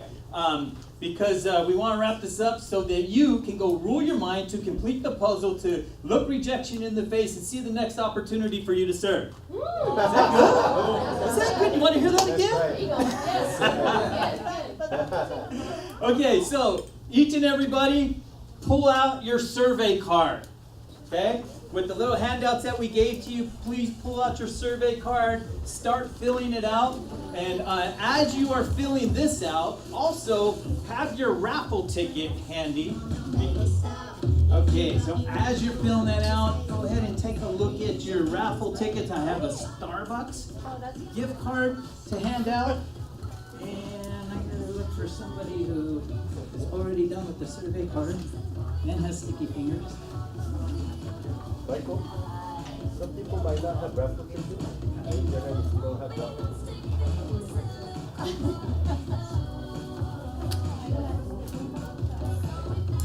Are we missing some raffle tickets? Okay. Anybody else?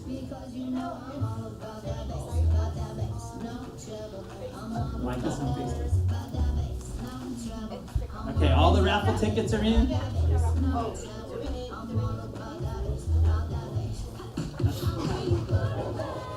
You have a raffle ticket in the basket? Okay. So all raffle tickets are in the basket. Sharon, I'm going to ask you to do this one more time.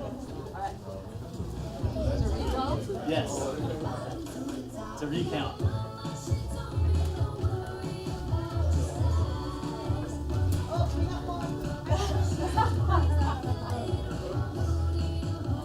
Okay, one more time.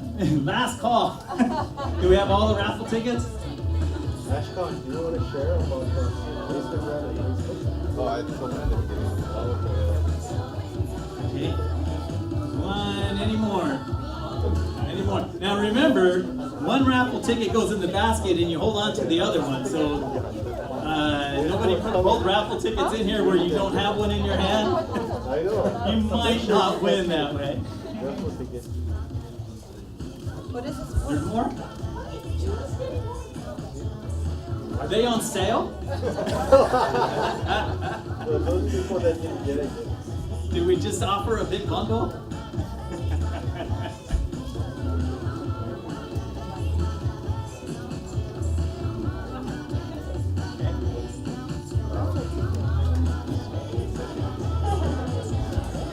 Okay, we good to go? Okay, here you go, Cheryl. Third time is the charm. Right.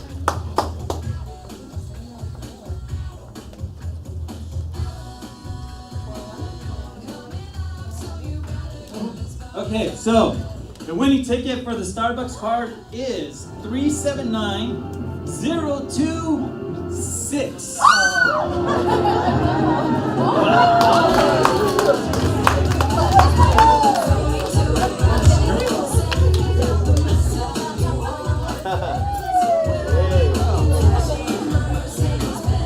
Okay, there you go. Congratulations. Okay, so the good news, Susan, is you just got a Starbucks gift card. Bad news is you probably won't get the iPad.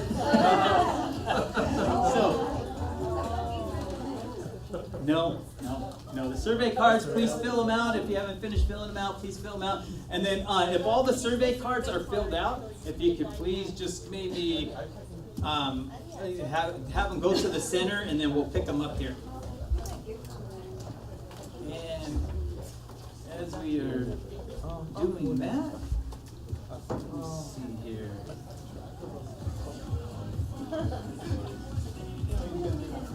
Michael, what's the grand prize? The grand prize will be coming up, and the grand prize is the free 30-minute coaching award with Camille. Okay. So, okay. Here we go, sir. Don't look in the basket. Keep your eyes closed. This is very important for the winner. Oh, yeah.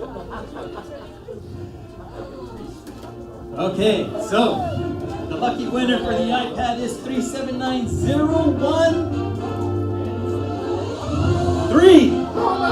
That's me.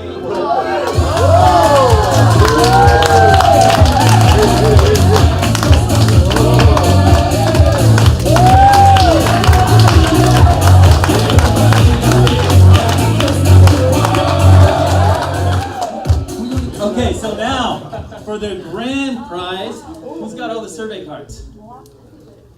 Okay, all the survey cards. Now, come on, if you want to come and bring them up here. Grand prize. Okay, Ashcon, if you could do me a favor and shuffle them. Have you ever, been a car dealer at all? Just kind of shuffle them, kind of mix them up a little bit. Can you look at me as you do that? Kind of shuffle them up some more. No. Look at me as you do it. You can do that without looking at them. Okay, Ashcon, can you do that again? You just did it so good, and you're just getting all the dexterity and everything to get it done. So, okay, now if you could just hold them right there. Just kind of hold them right there, and we are gonna see. Oh. Hey, nobody saw that. Okay, so the lucky winner for the third. Would everybody love to win this prize?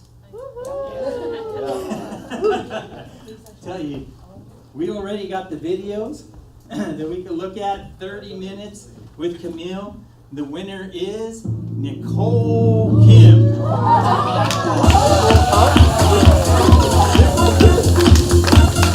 Oh, she's in present?